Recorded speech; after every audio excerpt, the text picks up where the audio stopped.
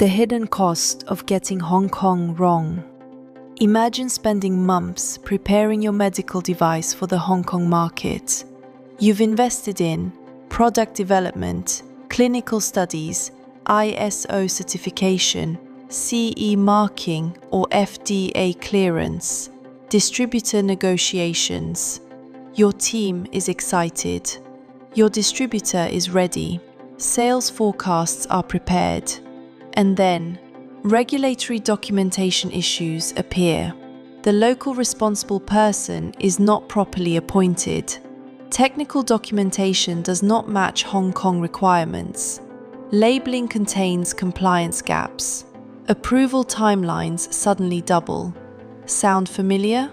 This happens more often than manufacturers realize.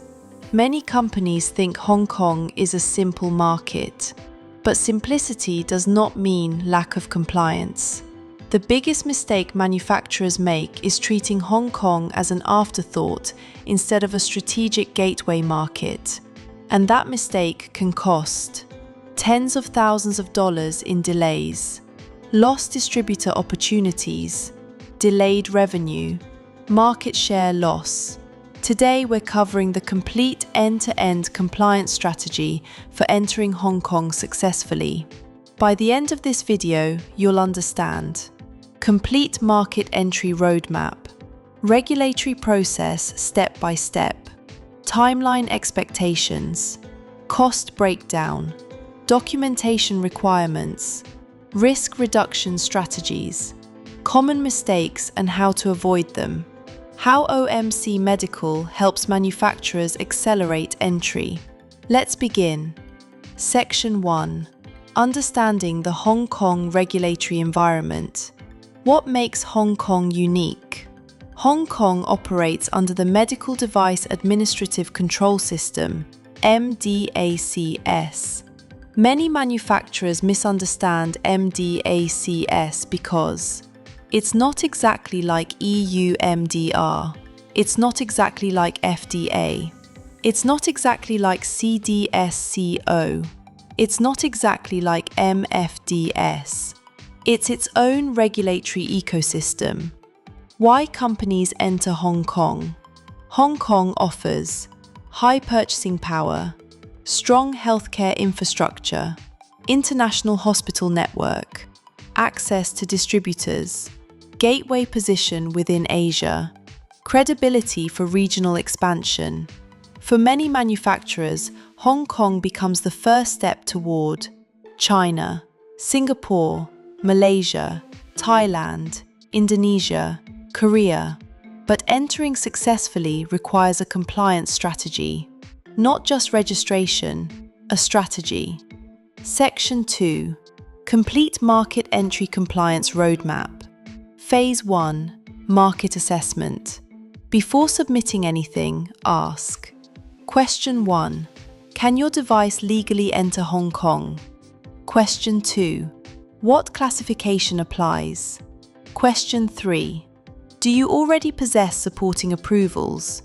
Examples: CE mark, FDA clearance, FDA approval, TGA approval, Health Canada license. These approvals can strengthen your submission. However, they do not automatically guarantee Hong Kong acceptance. Phase 2. Regulatory gap analysis. This is where many failures begin. Conduct a full comparison between current documentation versus Hong Kong requirements. Review intended use, clinical evidence, labeling, risk management, manufacturing controls, technical documentation. Example: manufacturer states continuous patient monitoring, but another document says intermittent monitoring. Small difference, major regulatory problem. Phase 3. Compliance planning. Create a compliance roadmap covering documentation, responsible person, submission strategy, distributor alignment, post-market obligations. Section 3. Step-by-step registration process. Step 1. Device classification. Classification determines documentation level, review complexity, evidence expectations. Incorrect classification can delay projects by months. Step 2. Appoint local responsible person, LRP. One of the most overlooked steps. The LRP serves as local regulatory contact, compliance coordinator, regulatory representative. Without proper LRP support, applications stall, communications fail, market entry becomes difficult. Step 3. Technical documentation preparation. Required documentation often includes administrative documents, application forms, manufacturer information, authorization letters, product information, device description, intended use, specifications, variants, quality documents, ISO 13485, certificate, quality management documentation, safety documents, risk management file, test reports, validation reports, clinical documents, clinical evaluation, clinical evidence, literature review, labeling IFU, product labels, packaging information. Step 4. Technical review. Authorities assess completeness, consistency, safety, performance, risk-benefit profile. Step 5. Clarification management. Most applications receive questions. How quickly you respond determines approval speed. Step 6. Registration completion. Once accepted, market entry becomes possible. Distribution activities can begin. Post-market obligations start. Section 4. Timeline breakdown. Typical project timeline. Stage 1. Gap analysis. 2 to 4 weeks. Stage 2. Documentation preparation. 1 to 3 months. Stage 3. Submission preparation.